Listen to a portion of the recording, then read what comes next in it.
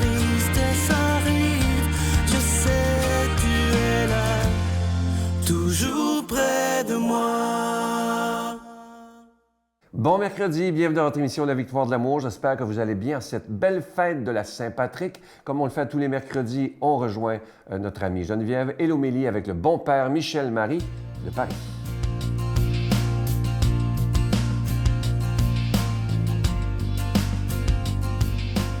Bon mercredi, on est en plein milieu du carême. Et dimanche dernier, on a reçu à l'émission La Victoire de l'amour mon ami Noé Vermeer. Vous savez, cette jeune personne adoptée par une famille belge quand il avait 3 ans, il est d'origine rwandaise, vous l'avez vu, n'est-ce pas qu'il est d'une profondeur, ordonné prêtre alors qu'il n'a pas de bras, quel miracle! Quand Dieu veut quelque chose, il peut tout. Et c'est ce dont j'aimerais qu'on se parle aujourd'hui. Où est-ce qu'on en est dans ce qu'on veut pour Pâques? Quelle résurrection qu'on veut? Est-ce qu'on l'a identifié comme il faut? Est-ce qu'on a choisi notre miracle? Parce que la résurrection de Jésus, là, pour tous ceux qui l'ont vu mourir, là, c'était impossible complètement. C'était la fin. Leur tristesse était innommable. C'était celui en qui ils avaient mis toute leur espérance était mort. Et souvent, les plus beaux miracles arrivent quand c'est impossible. Et il y en a de ces miracles. Noé en est une preuve. J'en suis une preuve aussi. Je serais morte aujourd'hui si Dieu n'était pas intervenu par la prière de ma mère. Quel miracle on souhaite?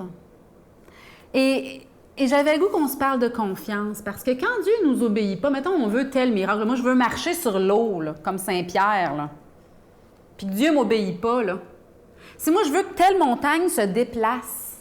Vous savez, il y a l'histoire très cocasse d'un enfant, un grand-papa avec son petit-fils, puis ils se parlent des choses de Dieu, puis la foi, le petit demande à son grand-père, « C'est quoi, grand-papa, la foi qui déplace les montagnes? » Oh, bien ça, c'est quand on a une très, très grande foi, puis qu'on croit vraiment que Dieu peut déplacer la montagne, bien il va la déplacer. Là, le grand-père, il se dit en lui-même, « J'espère que mon petit-fils ne demandera pas ça. »« Grand-papa, j'essaye. » Il se ferme les yeux, il fait sa petite prière dans son cœur, puis il rouvre les yeux. « Grand-papa, la montagne, elle s'est déplacée. » Ils sont dehors, tu sais, puis ils voient des montagnes au loin.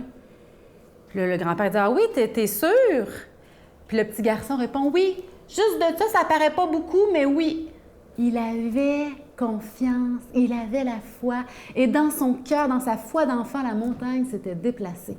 Et je pense que Dieu peut fonctionner comme ça avec nous aussi. Regardons-le aller. Et des fois, il suffit d'un petit angle pour qu'on s'en aille complètement ailleurs au bout de la ligne. Demandons au Seigneur de nous donner l'éclairage pour qu'on puisse demander le bon miracle. Parce que Thérèse disait, c'est la confiance et rien que la confiance qui doit nous conduire à l'amour. Faisons confiance et demandons ce que Dieu veut, lui. Qu'est-ce que Dieu veut? Qu'il nous inspire aujourd'hui pour qu'on réajuste, peut-être, pourquoi pas, le miracle qu'on demande. Et si on y allait avec quelque chose de plus ajusté à nos réels besoins, laissons Dieu nous inspirer pour réajuster le miracle qu'on demande pour Pâques et laissons-le agir. Faisons-lui confiance. En temps voulu, il agit vite. Isaïe 60, 22. En temps voulu, il agit vite.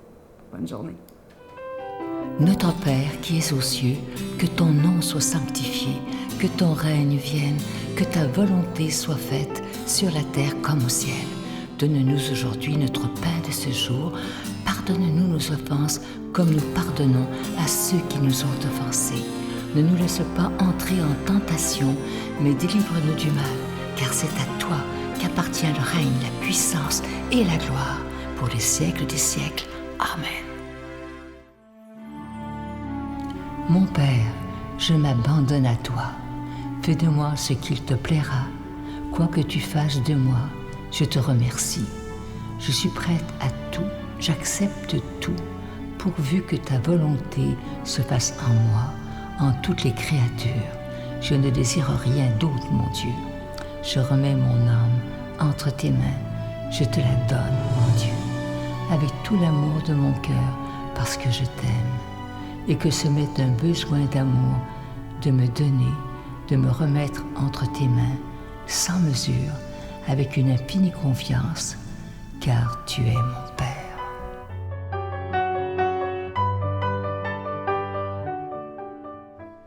Comme vous le savez, nous sommes en plein carême 2021. Vous savez aussi, ceux qui écoutent depuis longtemps, que pendant le carême, il n'y a pas de cadeau du mois avec un don. On vous demande, on vous suggère plutôt de faire un don, mais tout à fait gratuitement, sans rien attendre en retour, simplement parce qu'on aime Jésus et qu'on veut que sa parole soit annoncée comme il nous le demande dans l'Évangile. Et moi, je veux vous remercier de tout cœur de ce que vous ferez. Merci d'être des protecteurs de la foi et merci de votre don tout à fait spécial du carême. Je vous rappelle aussi qu'il est important de donner avec joie parce que Saint Paul dit dans une de ses lettres, « Dieu bénit celui qui donne avec joie. » Alors, je vous donne l'adresse, la Victoire de l'Amour, case postale 120, succursale Boucherville à Boucherville, le J4B 5E6, je vous la redonne, la Victoire de l'Amour, case postale 120, succursale Boucherville à Boucherville, le J4B 5E6. Également par téléphone, par carte de crédit du lundi au vendredi de 8h30 à 16h30 dans le 514-523-4433, 523-4433 ou sans frais le 1-888-811-9291, 1-888-811-9291 et aussi sur notre site Internet. Vous savez que c'est une façon très rapide, sécuritaire et efficace de faire votre don, le www.lavictoiredelamour.org.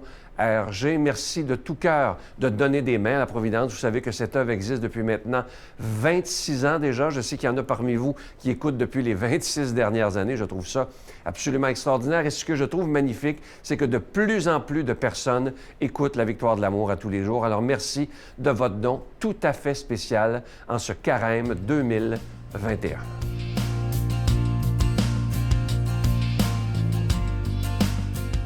Mon Dieu, donnez-moi la sérénité d'accepter les choses que je ne peux changer, le courage de changer les choses que je peux et la sagesse d'en connaître la différence. Amen.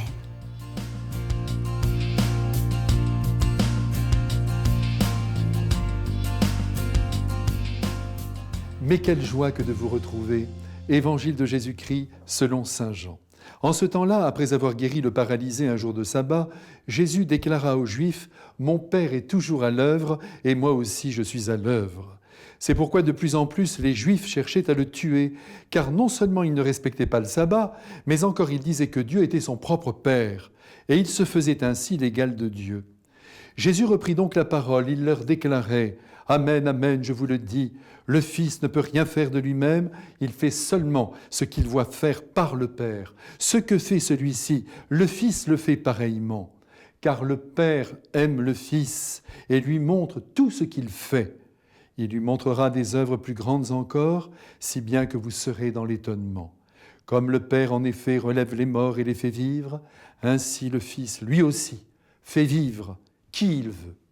Car le Père ne juge personne. Il a donné au Fils tout pouvoir pour juger, afin que tous honorent le Fils comme ils honorent le Père. Celui qui ne rend pas honneur au Fils ne rend pas non plus honneur au Père qui l'a envoyé. Amen, amen, je vous le dis, qui écoute ma parole et croit en celui qui m'a envoyé, obtient la vie éternelle et il échappe au jugement, car déjà il passe de la mort à la vie. Mes frères bien-aimés, aujourd'hui, à travers les premiers mots de l'Évangile, nous découvrons que Dieu, notre Père, veut que tous les hommes soient guéris des maux qui les affligent. Et le plus vite possible, même s'il faut pour cela perturber le repos du sabbat. Car vous l'aurez remarqué avec moi, c'est après avoir remis sur pied un paralytique, un samedi, jour sacré entre tous, où il était strictement interdit de faire autre chose que de prier, que le Christ a opéré ce miracle, à la vue de tous. Évidemment, les religieux ne lui pardonnent pas cette liberté. D'autant plus que Jésus, l'idole des foules, se déclare le Fils du Père céleste, rien que cela. Et c'est le bouquet. En fait, le Christ ne profane pas le sabbat, mettons-nous bien d'accord, il le vit au contraire dans toute sa justesse. Si le 7e jour doit être un jour entièrement consacré à Dieu, en accomplissant le bien ce jour-là, on fait plaisir à Dieu, on accomplit la loi, puisque toute la loi et les prophètes reposent sur un double commandement, celui d'aimer Dieu et son prochain comme on s'aime soi-même. Aujourd'hui encore, c'est dans cette lumière que nous devons vivre les lois que l'Église édicte au nom de Dieu. Prenons ne serait-ce qu'un exemple. C'est un exemple, j'aurais pu en prendre beaucoup d'autres. La messe dominicale. Vous savez que c'est un grand rendez-vous d'amour. Et Jésus souhaite que nous honorions ce rendez-vous. L'Église dit même que c'est une obligation que d'y participer chaque dimanche. Cependant, soyons bien clairs. Si un impératif se présente à votre vie, imaginons qu'il y ait à la maison chez vous un enfant malade, un ami qui débarque et que vous n'avez pas vu depuis très longtemps, et vous ne savez plus quoi faire, vous voilà bloqué. Qu'allez-vous faire? Laissez l'enfant tout seul et aller à la messe. Renvoyer dans ces quartiers votre ami en disant « Tu repasseras un autre jour, même si tu as fait 300 km pour venir me voir. Que veux-tu, que veux-tu » Tu connais le proverbe « Dieu premier servi ». Eh bien, laissez-moi vous dire que si vous agissez ainsi, vous appartenez à la race des accusateurs du Christ qui, aujourd'hui, sévissent dans l'évangile que nous avons lu. Certes, votre intention est bonne, mais vous ne comprenez pas l'esprit de la loi de Dieu. Vous vous en tenez à la lettre et par là vous défigurez la volonté du Père Céleste. Si vous ne pouvez pas aller à la messe le dimanche en raison d'un événement qui vous retient, vous irez le lundi ou le mardi ou le mercredi ou quand vous voudrez et vous serez comblé par le Christ lui-même qui place l'amour au-dessus de toute loi, que dis-je, qui oblige à l'amour. La hauteur de vue, la souplesse d'esprit, voilà ce que le Christ attend de ses enfants. Le catholicisme a suffisamment souffert par le passé d'une vision étroite, janséniste, culpabilisante, éloignant par là des milliers de personnes intelligentes, pour qu'on ne continue pas ce chemin pharisaïque qui blasphème les intentions divines sur le monde. Soyons des êtres non seulement libres d'esprit, mais libérés par le Christ de la petite cuisine bornée qui lui a coûté la vie. Et pourquoi donc le Christ en appelle à notre discernement et à notre responsabilité vis-à-vis de Dieu et des hommes? Eh bien tout simplement parce que nous appartenons au genre humain et qu'il veut que nous nous dirigions par nous-mêmes, en conscience, avec comme premier critère le bien qui n'attend pas et qui est à accomplir. Que chacun s'examine pour mesurer son degré de liberté et la place qu'il accorde à l'amour des autres dans sa propre vie. Et que le Dieu très aimant vous bénisse tous, lui qui est Père, Fils et Saint-Esprit, et amour. Amen.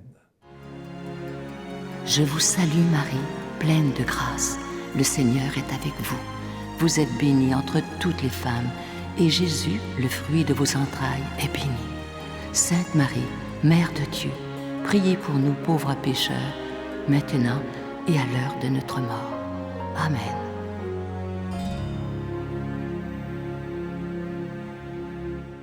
Je vais vous laisser avec une belle pensée qui dit ceci. Écoutez bien.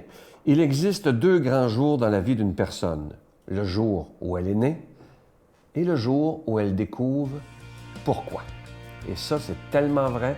Moi, je peux vous dire que j'ai découvert pourquoi j'étais né il y a 26 ans, lorsque j'étais à Saint-Benoît-du-Lac, où la victoire de l'amour a été fondée. Avant, je ne le savais pas. Posez-vous la question aujourd'hui, est-ce que vous savez pourquoi vous êtes né? C'est toute une question qui est dure à répondre. Mais posez-vous la question aujourd'hui. Pourquoi suis-je né? Je vous souhaite une belle journée et moi, je vous attends avec beaucoup de bonheur demain matin. Vraiment, j'ai demandé pardon à Jean pour tout le mal que je lui avais fait, puis lui, il a fait pareil. Il m'a demandé pardon pour tout le mal qu'il m'avait fait. Et j'ai cru à ce pardon-là. Il donnait